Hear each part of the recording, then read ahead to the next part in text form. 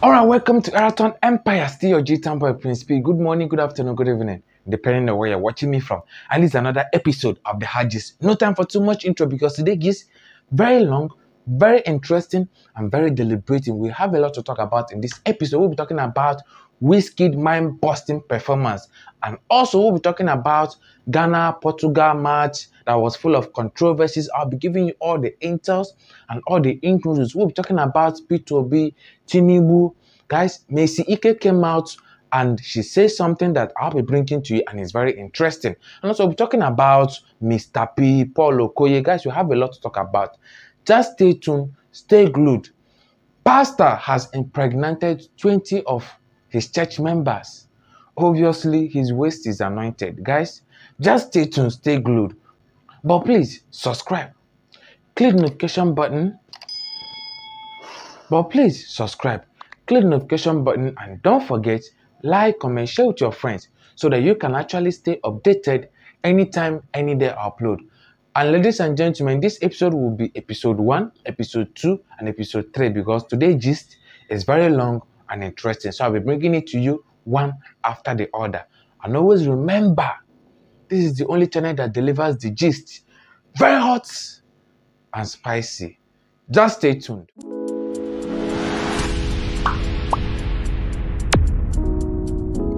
Okay, let's dive into matters of the day. Firstly, let's talk about Mr. P of Psquare. Mr. P of Psquare came out the other day encouraging Nigerians to make sure that they vote for a credible candidate, to make sure that they vote for someone that can deliver. They shouldn't sell their vote, they shouldn't compromise, they shouldn't sell their conscience because whether they like it or not, Nigeria now dey for dying minutes.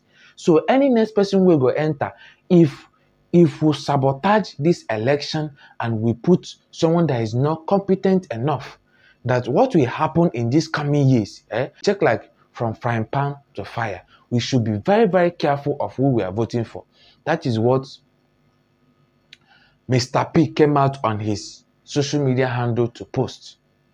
Now, socialites, when they get sense, came out to attack Mr. P. That he shouldn't focus on politics, he shouldn't focus on election and focus on his career. That their career is going down, blah, blah, blah, blah, blah. You see, one thing, I don't know why poor people know they get sense. Poor people know they get sense. Mr. P, you are trying to attack. That guy is made already. They are made already. The advice way they give is not for his own benefit, it's for you guys' benefit. Because if Nigeria good now, it's good for everybody. If it's bad for some people. That is it. So Mr. P came out to make it clear to this social.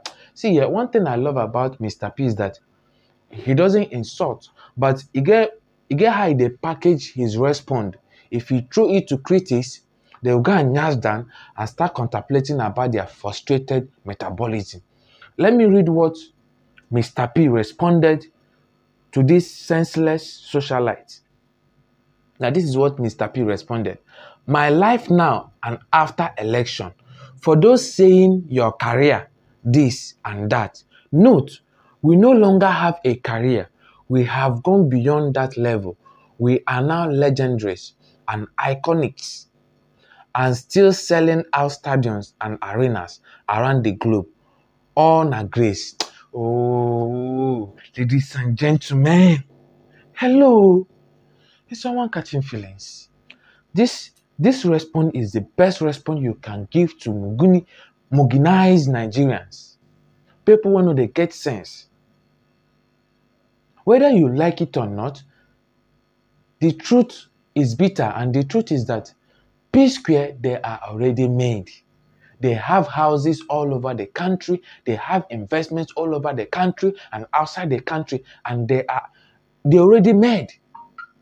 So what he's saying now is for your own benefit. It's for your own benefit, not for his own benefit. For him to come out and start advising Nigerians to vote for credible candidates, it not be for him. It's for Nigerians that are suffering. Nigeria dey for dying minutes. You see? And please, we need to get sense.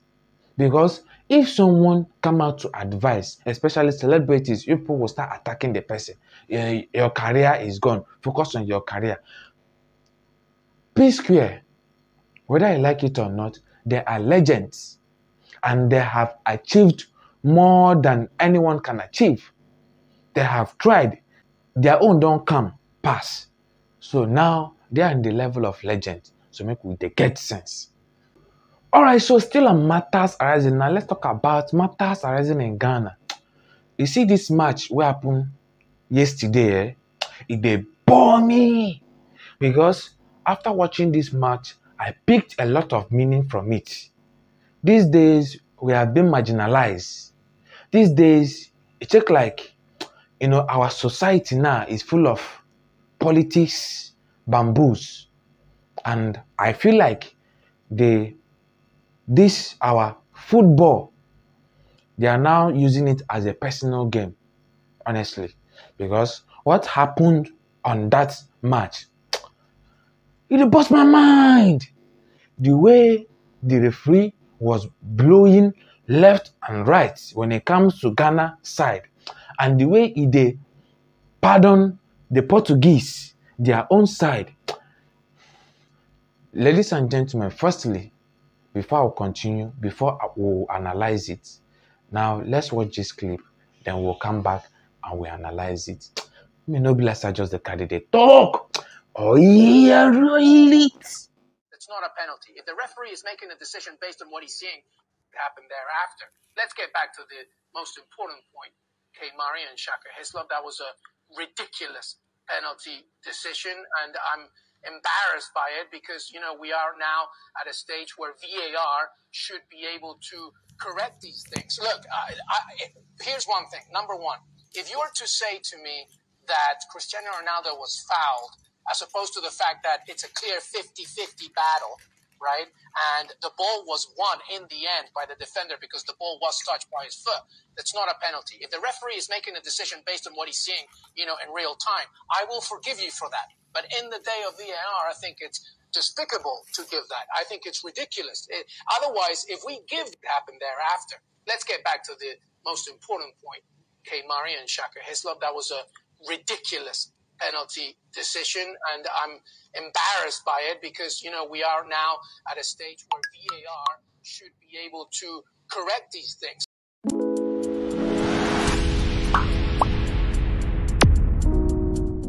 Yo, this thing, they bore me because honestly, that penalty wasn't necessary. That penalty was clear robbery. These people, they robbed us broad daylight. And this goes to all Africa. You see, we need to get our ass together. I keep on saying it. Africa needs to get their ass together. If they don't get their ass together, more mind-busting marginalization is coming. Because this penalty wasn't necessary. This guy no touch Ronaldo. He no even, there's no form of foul. It was a mere attack. This guy was only attacking. In fact, the guy was so careful as if he knows that what Ronaldo is looking for is penalty. And he was so careful and so tactics. But because of we are living in a society that the Westerners, they are now the bamboos, the chimpanzees of the football. They always want to keep Africa they always want us to be the underground, the underdogs. And I don't blame them because whatever I'm saying, I'll keep on saying it. I don't blame them. I blame our Africa leaders. They each time they will go to the Westerners and they will sell us cheap. They will go to Westerners. They depend on Westerners. Every decision that has been made in Africa all comes from the West. All comes from the West. How do you think that these people, they are going to value us? How do you think that these people, they want us to be among them? They always see us as the low society. We are the third world. That's why they keep on messing up. Honestly, the way the referee was blowing anyhow, I smell pure racism. I smell pure marginalization. I smell pure, oh, it be sad though, because I don't know when our African leaders go get sense. You see, we dey do ourselves. Oh. If we are really united as Africans, this thing no go dey happen. But when it comes to Africa, we all they see ourselves as strangers.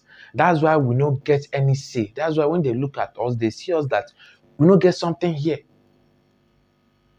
I don't blame them, because we are the one that gave them the avenue, the access to marginalize us. If we get our ass together, these people, they will know our worth. They will know that they can't use us anyhow.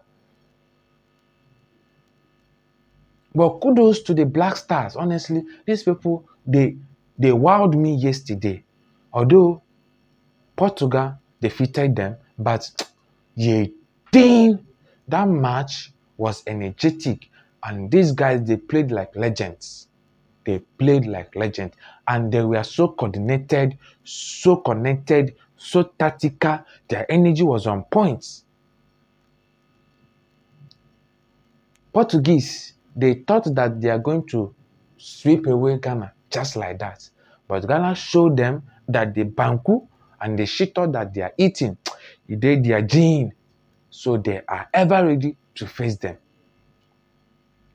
If not for that penalty, by now it would have been draw. It would have been draw. But it is what it is. We are living in a system that anything goes. When it comes to Africa, things will happen in Africa, no one will question. Do you know why?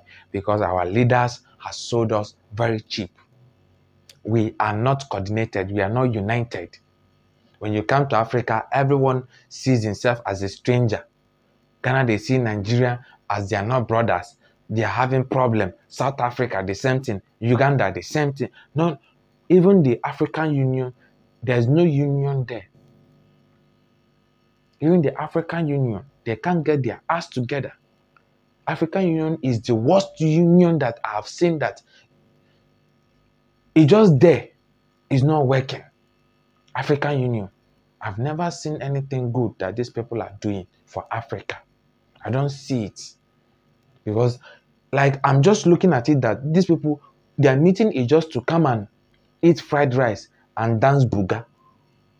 That is the only thing, because I don't see the real meaning of that African Union. Go and watch out the European Union and see how they are uniting Europe and see what they are doing in Europe. Why is it that, see, it's high time we need to start asking questions. It's high time we go begin to ask questions. Why is it that this World Cup, only 5 African countries qualified? But when you go to Europe, almost 19 countries in Europe qualified. When you go to South America, how many countries qualified there? Asia, the same thing. But when it comes to Africa, like, how do you people expect us to win the cup when at the end of the selection, only 5 qualify? These people, they will give us tiny space for us to breathe. And they expect us to breathe very well. And I keep on saying it, I know they blame them. I blame our leaders. They are not getting their ass together. And it's high time we need to get our ass together and start asking reasonable questions and start demanding for answers and start acting accordingly. Especially Africa, if we don't unite, this is how we are going to be downgraded. This is how we are going to be marginalized. This is how these people, they will be taking us for granted. If we don't get our ass together and unite, this is what we'll keep on experiencing. Ladies and gentlemen, make we dey get sense. May we